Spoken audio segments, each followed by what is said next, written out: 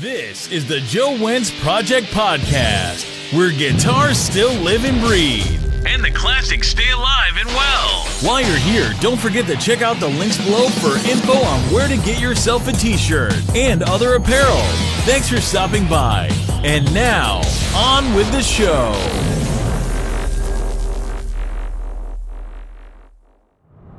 Welcome, everybody. This is Joe from the Joe Wentz Project, and it's time for a mobile podcast, and it's story time. I'm always in favor of a good story. If somebody has a good story to share, you know, I love hearing people's stories, so every once in a while I like to tell one of my stories. Now, whether people are going to like it or not, that's up to the listener. But you know what? I'm going to talk about my very first gig when I played out for the first time. Lord of mercy, when was this? This was probably, oh my gosh. Man, what? Probably 2000, 2001? Somewhere in that vicinity, I would say. I had a buddy of mine who I've actually been trying to get in touch with lately, and I haven't had no luck. I don't know if he got a new phone, and he just, you know, his old phone might have got messed up, and he didn't have the numbers to change over, or I don't know. I've been trying to get a hold of him for about a month, and I can't get a hold of him, so I don't know. Anyway, his name is Eric. Known Eric for many, many years. We met in the kind of like about 97, 98, somewhere around that ballpark. And his former wife, she used to work at the video store in town where I used to live, and when I was in my first marriage, and she worked at the video store. Everybody remembers video stores, right? You know, you went there and they had the VHS tapes and stuff like that. You know, this is way before DVDs and all that stuff. And, well, she worked in there, and I brought up something about music one time, and she said, well, my husband is a singer. And so that led to, you know, I brought a cassette. Yes, a cassette. This is when you still recorded on like a 4-track, a Fostex 4-track or whatever, and you use cassettes, you know. So I brought a cassette to her job one day and asked her to take it to her husband. She said she would, and she took it, and then about a day or two later, I went back to take some movies up there, and she was there, and I asked her if her husband heard the tape, and she said, yeah, he liked it a lot, and he wants to talk to you on the phone. I was like, wow, that's cool, you know, and so he came a day or two later down there, and we met in the parking lot, and that was the first time we met, and he came over to the house, I guess a few days later, and right off the bat, man, I just noticed we had that chemistry of being able to write some songs together. I mean, he's a great dude. Never had any falling outs with the guy. He's the kind of guy, man, he'd take your shirt off his back and give it to you. He's just that nice of a guy. Super nice guy. I've considered him like a brother of mine for many, many years. So we're, you know, playing music and writing our little songs and all this stuff, you know. Of course, back then the quality of production wasn't good, but we were having fun. You know, it was a learning process, yes, but man, we were having fun, and that's what it's all about, you know, about having fun.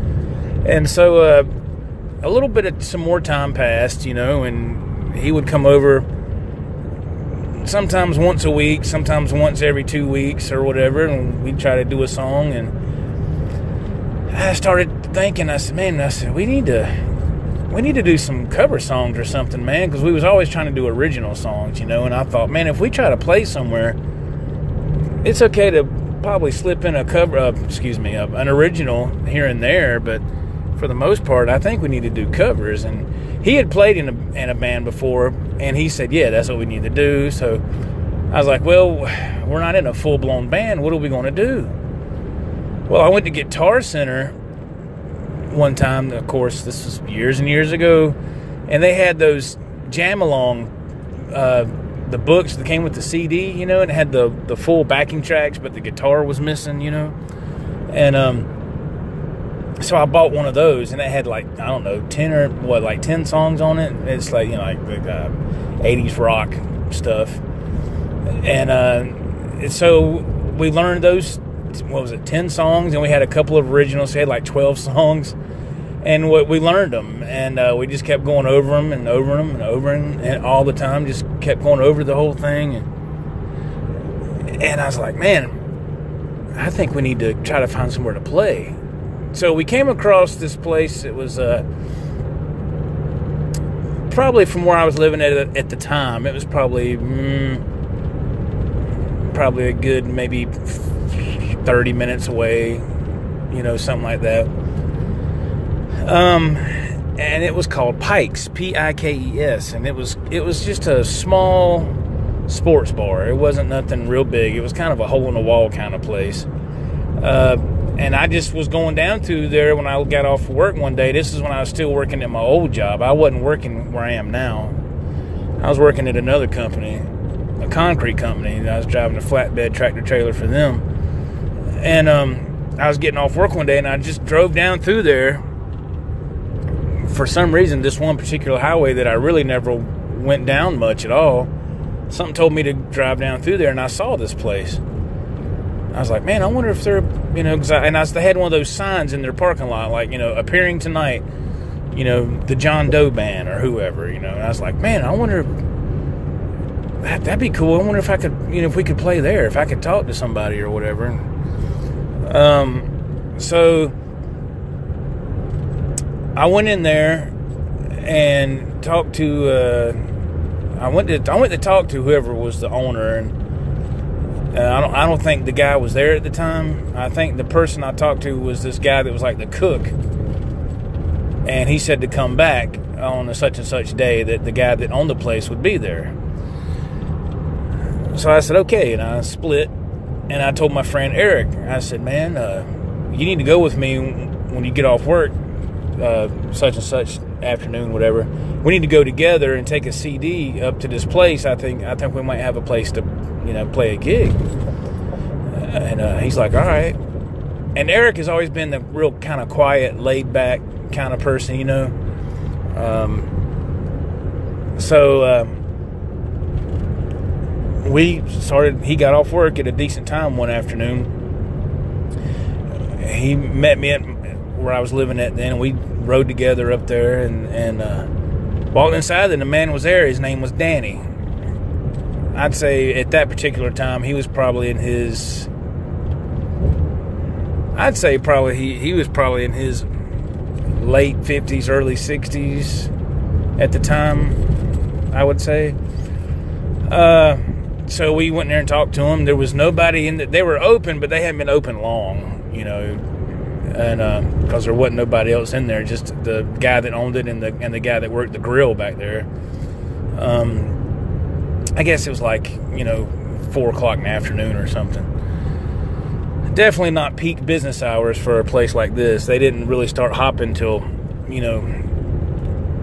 about 9-10 o'clock at night or whatever.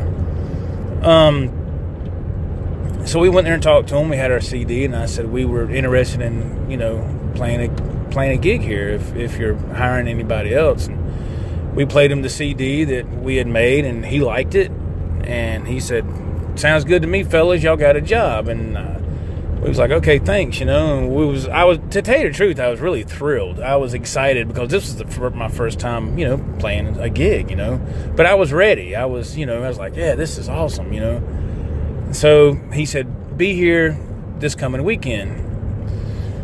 And it really wasn't a big deal, now when I look at it. But back then, I was wanting that sign he had in the parking lot, that says, playing tonight, such and such band. I wanted to see my name on that sign. It's nothing like the big time at all, but I just wanted to see that. And if I would have had a camera phone, like the kind of phones we got now, back then, I would have, it'd been something cool to have, I mean, to the average person who's playing gigs all the time, that's not a big deal. But when it's your first go around, that's kind of a big deal, So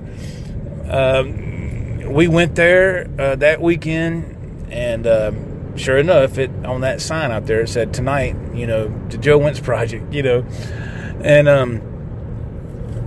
I was like, oh, that's cool, I was really jacked up about it. So we played, but here's the fallback. We only had 12 songs, right? And that's something that we didn't think about, because again, we were, we weren't new at music, but we were new at playing out somewhere. I was anyway. And I think Eric, when he was doing stuff before, he would just kind of sit in with a band with some friends of his every once so often, if I remember correctly. And so we go there. And we played our 12 songs, and we tried to split it up, because I told him, I was like, we only got 12 songs. We need to do like maybe 4 songs here, 4 songs there, and then, try to do like 3 little sets. And that's what we did. But, before you know it, man, 12 songs doesn't last long. That time's up. And we started over with started playing the songs again from the first one, but it was okay. It was all right. And then but apparently the guy that ran the place, he liked us, and he was like, do y'all want a steady gig here? And I was like, absolutely, and I looked at Eric. I said, what do you think? He said, yeah, it sounds good to me, He's kind of got that real quiet voice. To look at him, you wouldn't think he would talk like that, because he's kind of a tall, big dude, but he's like a teddy bear, and so we started going like every other weekend. For a while there, we were going like we were playing every weekend for like maybe a month, and then he gave us like every other weekend off, which was good, because I was like, man, started kind of getting burnt out, and we didn't have but those 12 songs is all we had for a little bit. And I said, Eric, man, we got to get some more backing tracks, So I'd go back to Guitar Center and I'd look, and I found another one that had different songs on it. And I was like, oh, okay, well, that's, we can get 5 of these songs. I don't, why. Not all of them will work in our situation, because some of these songs I knew people wouldn't like, but 5 of them would work. So then we'd have like 17 songs. And we'd do a few more originals, and finally we had 20 songs, and that was enough we could stretch that out where it was enough, and but it was kind of wild, man, because you saw over time, now this is just my experience, over time at this hole-in-the-wall place there, you saw the same faces every other weekend, and the weekends that we weren't playing, we would go up there and see what bands were playing, and just, scope it out to see how the other people were that were playing, I was like, man, are we going to be able to keep playing here, or are we going to get snuffed out by these other? And there was another band that was playing there. It was a 3-piece, and the name of that band was called Rain. And boy, they were good. They were really good. And they had backing tracks just like what we were doing, but they had a guy that was a singer. He didn't play an instrument. He was just a singer, and they had a guitar player, electric guitar player, but he was able to play. He was pretty cool, but he looked real geeky looking. I mean, I know I can't say a lot either, but I didn't look geeky. I don't look as geeky as this guy. I mean, this guy was like a raging geek. But he could play. I mean, when I first looked at him, I was like, there's no way in hell this guy's going to be able to. And sure enough, but he played that stuff note for note. You hear what I'm saying?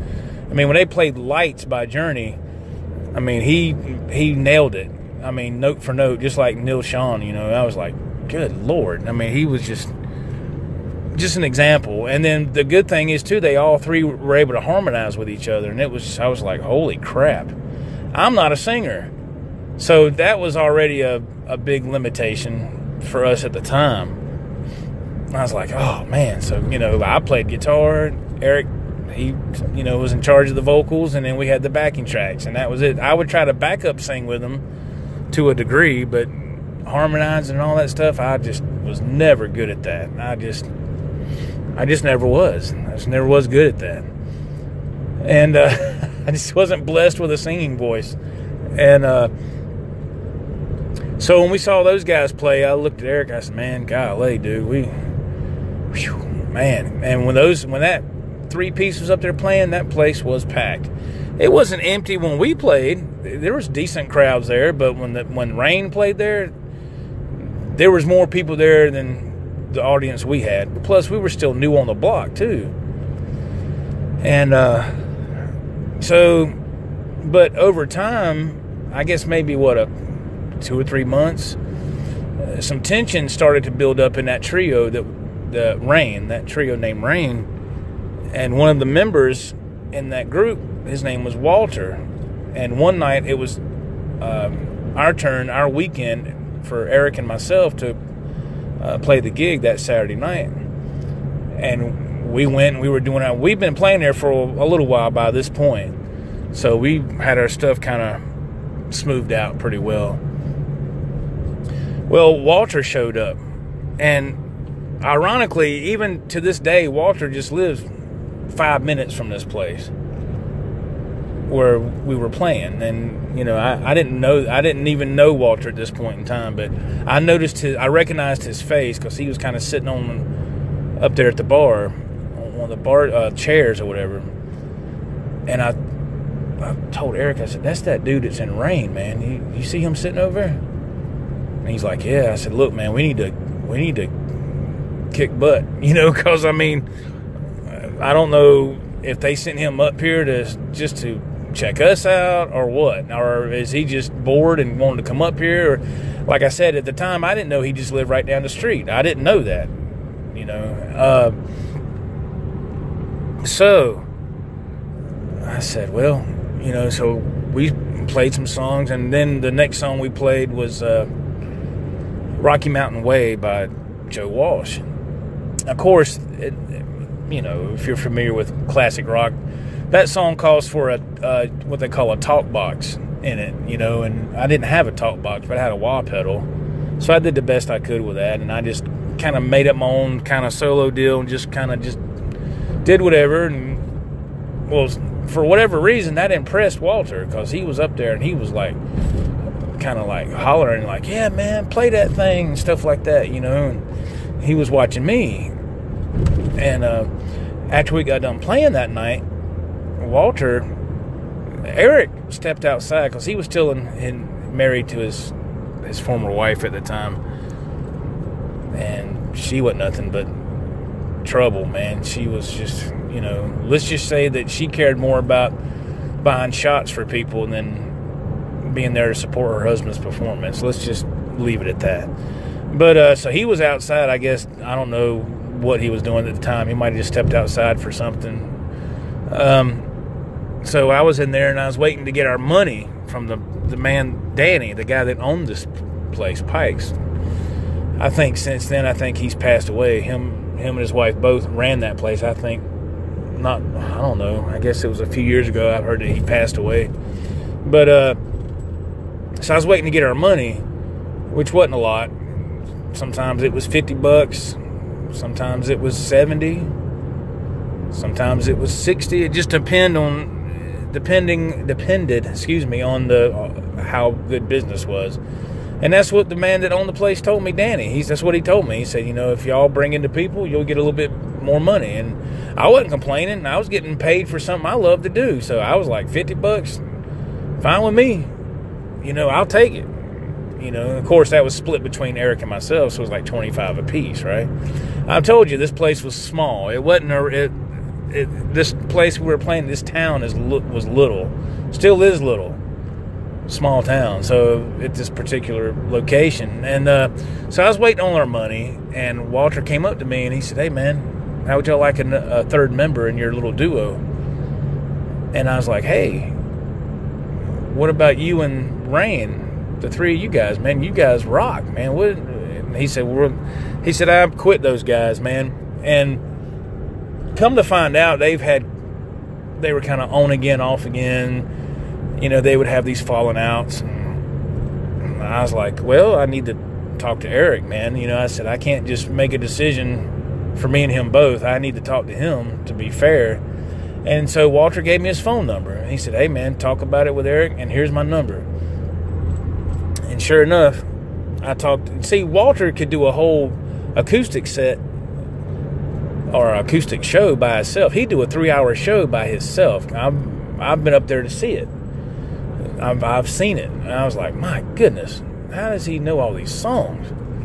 And I just thought that was really cool, you know. So sure enough, he left. Walter left. Eric come back inside, and I talked to Eric. I said, man, look, do you remember that guy that was watching? I told you he was with Rain. He was here scoping us out or whatever. And he's like, yeah. He goes, I said, he wasn't scoping us out for them. He was scoping us out for his own reasons. He's wanting to join us. And Eric was kind of flabbergasted. He was like, he's wanting to do what? And I said, yeah, he wants to join us, man. And I said, that would be awesome. I said, he knows all these songs.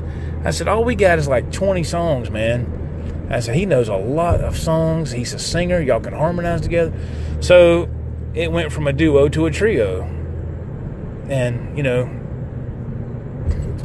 I have to tell you the rest on another story time. You know, we'll save part 2 for later.